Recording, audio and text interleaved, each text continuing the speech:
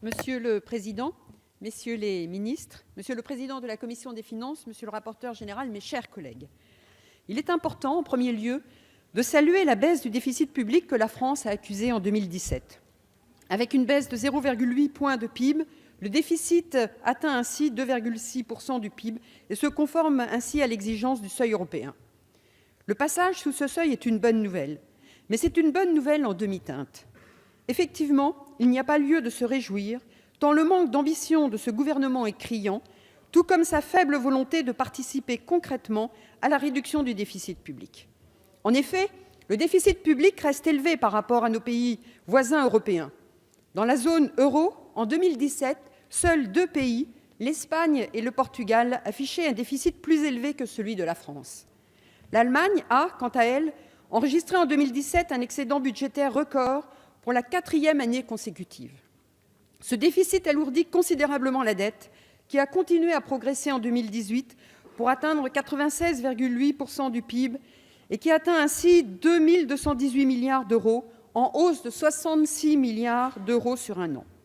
La France, avec le Luxembourg dont la dette n'est que d'à peine plus de 20 points de PIB, est le seul pays de la zone euro dans lequel la dette publique croît encore en 2017, près de 10 ans après la crise financière de 2008-2009. Mais finalement, le plus grave, c'est l'addiction à la dépense publique sans pareil en Europe, avec une dépense publique qui atteint 56,4% du PIB en 2017, un record en Europe.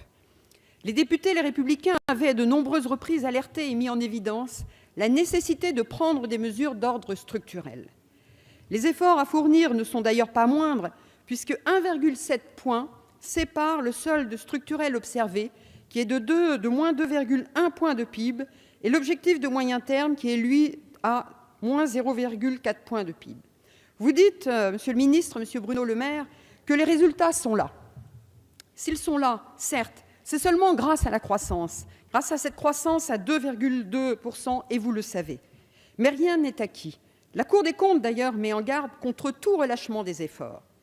Cette mise en garde a un goût amer, compte tenu des propositions que nous avions émises ici, dans cet hémicycle, nous, les députés Les Républicains, lors des discussions sur la loi de finances 2018 de l'automne dernier.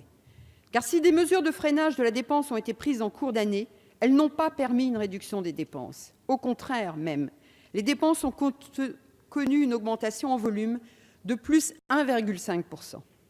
Quant à 2018, la croissance demeure l'élément clé. Le programme de stabilité retient une prévision de croissance du PIB de 2%. Déjà, la Cour des comptes alerte en indiquant, certes, une prévision des recettes plausible, mais aussi que la prévision des recettes pourrait ainsi se relever un peu élevée. Monsieur le ministre, Monsieur Bruno Le Maire, vous indiquez que le fléchissement à vos yeux ne justifie pas de réexaminer les perspectives de croissance et qu'il serait trop tôt. Je dirais, n'attendons pas qu'il soit trop tard. Maintenant, parlons de 2019.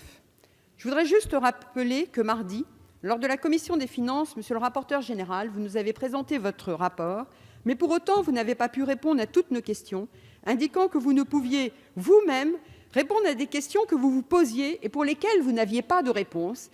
Et d'ailleurs, vous avez indiqué ici à la tribune, il y a quelques instants, que vous attendiez encore des éléments de réponse et de précision. Ce matin, messieurs les ministres, je pensais vous entendre sur les dépenses, sur la nature des dépenses, sur les précisions au niveau des dépenses, et vous n'avez quasiment pas parlé des dépenses. Monsieur Bruno Le Maire, je crois que vous n'avez peut-être même pas prononcé le mot dépenses. Et Monsieur le ministre Gérald Darmanin, très peu. Heureusement que Monsieur le Président, la Commission des finances a rappelé l'importance des dépenses. De ce fait, vous devez nous préciser encore un certain nombre d'éléments, notamment les modalités de la reprise de la dette de SNCF Réseau et son impact sur les finances publiques, et la trajectoire des effectifs de la fonction publique sur le quinquennat. Tout cela, tous ces silences, pourraient nous conduire à croire que le gouvernement cherche délibérément à cacher certaines choses au Parlement.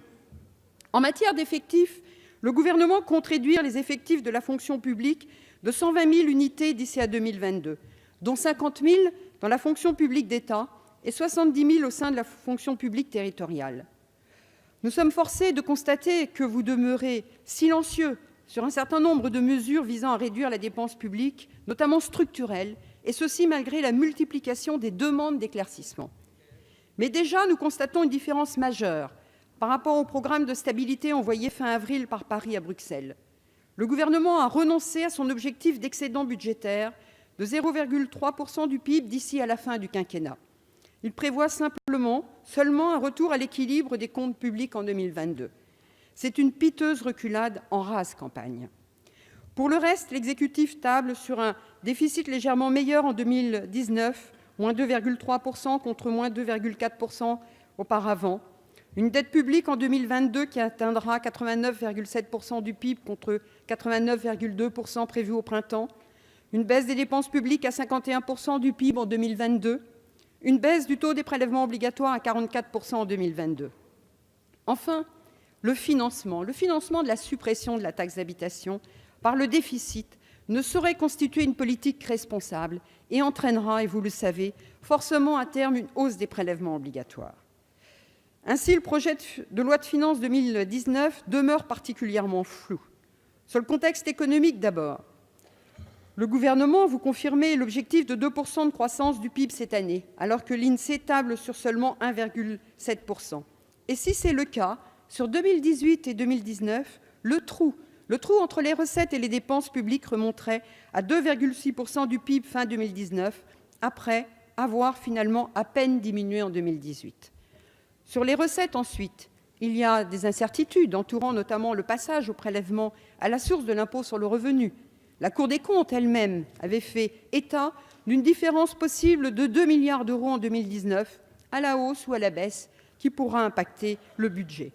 Sur les dépenses, enfin, le gouvernement n'en finit pas de tergiverser sur les annonces à faire à partir du rapport Action publique 2022. Concernant la perspective de 120 000 suppressions de postes de fonctionnaires en 5 ans, nous n'avons aucun détail. Vous devez, messieurs les ministres, nous préciser les ministères qui porteront les réductions d'effectifs. Au final, au regard du document communiqué hier soir à 18h51, les moyens des ministères augmenteront de 2,7 milliards seulement.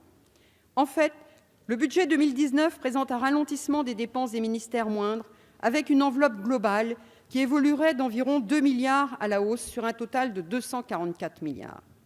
Le gouvernement continue à s'enfermer dans les perspectives de croissance, mais la croissance ralentit en ce début d'année et pourrait ne pas atteindre les 2% en 2018 comme prévu par l'exécutif, pas plus d'ailleurs que le 1,9% espéré en 2019.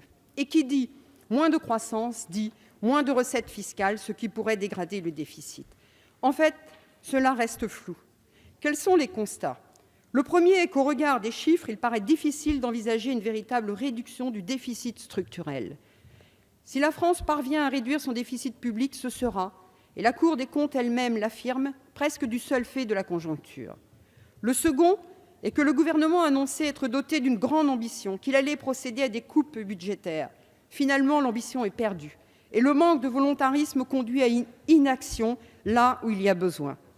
Monsieur le ministre Gérald Darmanin, vous nous avez parlé de votre grand-mère, monsieur Fabien Roussel de votre tante. Eh bien, moi, je vais vous parler de mes enfants et de mes petits-enfants, de nos enfants et de nos petits-enfants qui paieront les inactions de ce gouvernement. Au congrès à Versailles de ce lundi 9 juillet, le président de la République remerciait les parlementaires pour leur participation aux transformations, notamment avec l'adoption d'un budget sincère, efficace et ambitieux.